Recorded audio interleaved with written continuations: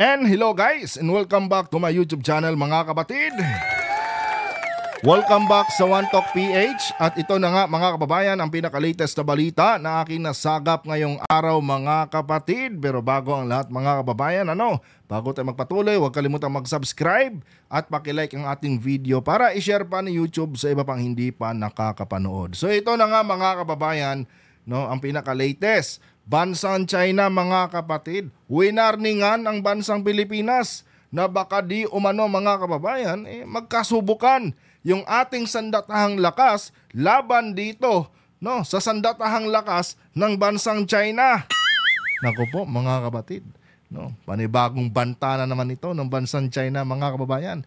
Dahil nga mga kapatid, kini-question kasi ng bansang China yung ginawa natin noong nakaraang balikatan exercise na kung saan mga kapatid, pumayag ang bansang Pilipinas na maglatag ang bansang Amerika ng kanilang intermediate range capability missile system dito sa loob ng ating bansa. Diba? Sinong nakakaalala nun mga kababayan? Ito yan Yan. Ito yung tinatawag mga kapatid sa Amerika na intermediate range capability missile system. Na kung saan mga kababayan, noong inilatag yan ng bansang Amerika dito sa bakuran ng Pilipinas mga kapatid, na-threaten itong bansang China. Kasi nga mga kapatid, high-powered na missile system yan ng bansang Amerika. At first time lang nangyari mga kababayan na nakapaglatag ang bansang Amerika ng kanilang high-powered na missile system sa bansa ng Asia. At dito pa yan unang nangyari mga kapatid, sa bansang Pilipinas. Kaya ngayon mga kababayan, winarningan tayo ng bansang China. Ito sabi mga kapatid, ito legit to Nangyari to mga kababayan, July 27, I think last Friday lang to. July 27, 2024. Ito ang sabi ng China. China Foreign Minister warns the Philippines over US missile deployment. Ito sabi ni Minister Wang Yi, mga kapatid, ng bansang China. Chinese Foreign Minister Wang Yi has warned the Philippines over the US intermediate range missile deployment. Saying such a move could fuel regional tensions. Ito di umanong pagtanggap at pagpayag natin mga kababayan sa bansang Amerika na maglatag ng kanilang high-powered na missile system, may posibilidad di umanong mga kababayan na mas lalo pang iinit yung hidwaan natin sa bansang China. Ayon dito kay Minister Wang Yi. And spark an arm race. Baka umabot sa punto daw mga kababayan na magkakasubukan na ang bansang Pilipinas at bansang China. Yung sandatahang lakas ng bansang Pilipinas at bansang China. Dahil sa pagpayag natin mga kapatid na mag-deploy ang bansang Amerika ng kanilang high-powered na missile system dito sa bansang Pilipinas. Kasi nga ba naman mga kababayan, itong missile system na ito mga kapatid, ay isa po ito sa pinagmamalaki ng bansang Amerika. Isa po ito talaga mga kababayan sa kanilang high-powered na armas.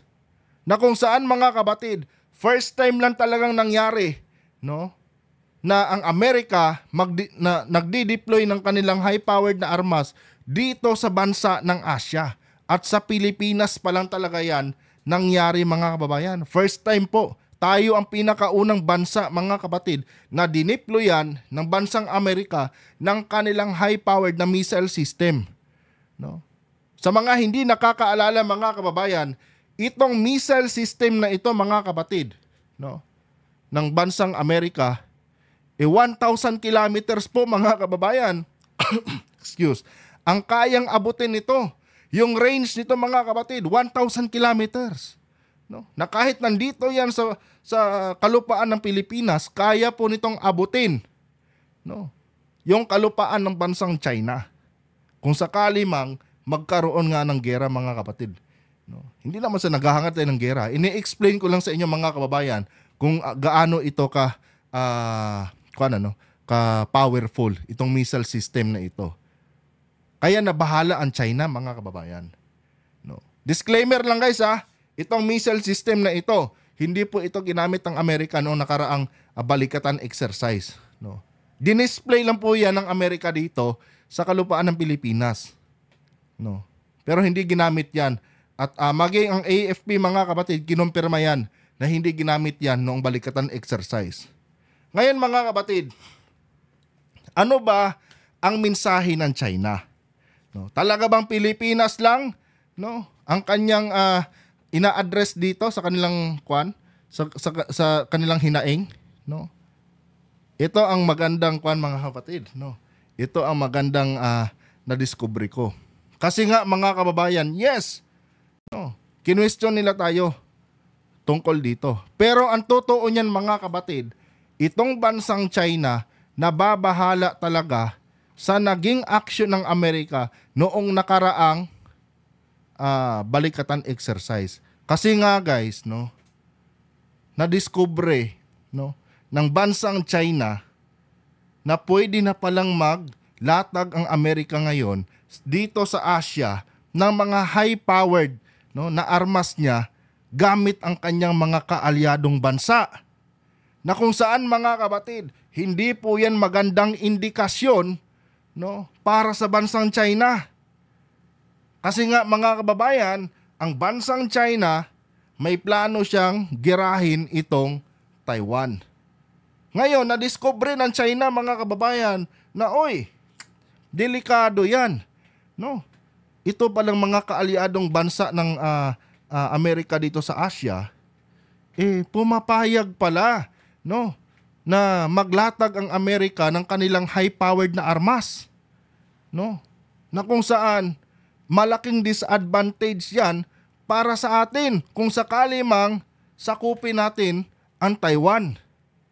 Kasi nga ang Amerika mga kapatid, no, handang suportahan ang bansang Taiwan.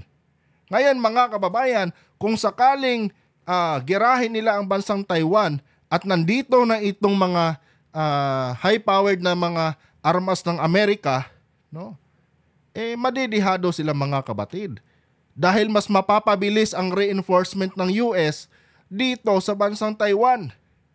No. Sabihin na natin sa Pilipinas niya ito sinabi mga kapatid, ano? Sa Pilipinas nila inaddress ito. Pero ito po ay isang warning talaga mga kababayan sa mga kaalyadong bansa ng Amerika dito sa Asia. No. Parang in layman's term mga kapatid, ganito ang mensahe ng China niyan. No. Kayong mga kaibigan ng Amerika, no? Kayong mga kaalyadong bansa, no, na tinatanggap itong Amerika, magdahan-dahan kayo, no, sa pagtanggap nyo nitong mga high-powered na armas ng Amerika, no? Kasi nga baka gerahin namin kayo, no? Baka hindi tayo magkasundo, no? Pagpatuloy nyong tanggapin itong mga high-powered na armas ng Amerika diyan sa inyong kalupaan. 'Di ba? Ganon ang mensahe ng China mga kapatid, no? In-example lang niya ang Pilipinas. Kasi nga mga kababayan, gusto niyang ipakita sa iba pang kaalyadong bansa, no, ng Amerika dito sa Asia na hindi nila gusto itong mga ganitong ginagawa, hindi nila gusto yung mga ganitong ginagawa ng Amerika na nagdi-deploy ng kanilang high-powered na armas dito sa kanilang mga kaalyadong bansa sa Asia, no? Kaya tayo ngayon ang ginagawang example ng China sa iba pang mga bansa, no, na kakampi ng Amerika. 'Di ba? Dito lang yan sa Asia. Ha? Kasi nga mga kababayan, no, na-discover nila. Pwede na palang gawin ng Amerika 'to ngayon. Talaga palang malakas na si US ngayon dito sa Asia, no. Ngayon, dihado tayo diyan, no. Dihado tayo diyan. Kailangan pigilan natin itong mga bansa na ito, no? Na wag silang tumanggap, wag silang pumayag, no? Na mag-deploy ang Amerika ng kanilang mga high-powered na armas diyan sa kanilang mga bakuran, no? Sa anong paraan ba nila gustong idaan to mga kapatid, ano? Para mapigilan itong ginagawa ng US sa pandadarag. Kaya ngayon ini-example tayo ng China. No? Na yung ginagawa yung pagtanggap nyo dyan, no? Sa mga high-powered na armas ng Amerika, baka magkasubukan tayo dyan. No? Baka mas lalo lang hindi tayo magkakaintindihan yan. Di ba? Yun, mga kababayan. Dinadarag niya. No? Ini-example tayo ngayon ng Amerika, ng China. No? Na baka magkagera tayo niyan. Di ba? Pero kung totoosin mga kababayan, kung lalaliman natin ang ating interpretasyon dito sa sinabi ng China sa atin, gusto niyang i-address to lahat mga kapatid sa mga kaalyadong bansa talaga ng Amerika dito sa Asia. Di ba? Kasi nga, pag nagkataon mga kababayan na lahat ng kaalyadong bansa ng Amerika dito sa Asia pumayag na mag-deploy ang Amerika ng kanilang mga high-powered na armas dito, no? Malaking disadvantage yan mga kapatid para sa China. No? Kasi anytime, no, mas mabilis yung reinforcement ng Amerika dito sa mga kaalyadong bansa ng China. At mahihirap ang kaalyadong bansa ng Amerika, no? At mahihirapan si China mga kababayan, no, na makapenetrate sa mga bansa na protektado ng Amerika. Kasi nga mga kapatid, no, napakalapit lang ng mga high-powered na armas ng Amerika, no, na pwedeng gamitin pang depensa laban dito sa mga interest ng China. 'Di ba? Ganon 'yun mga kababayan.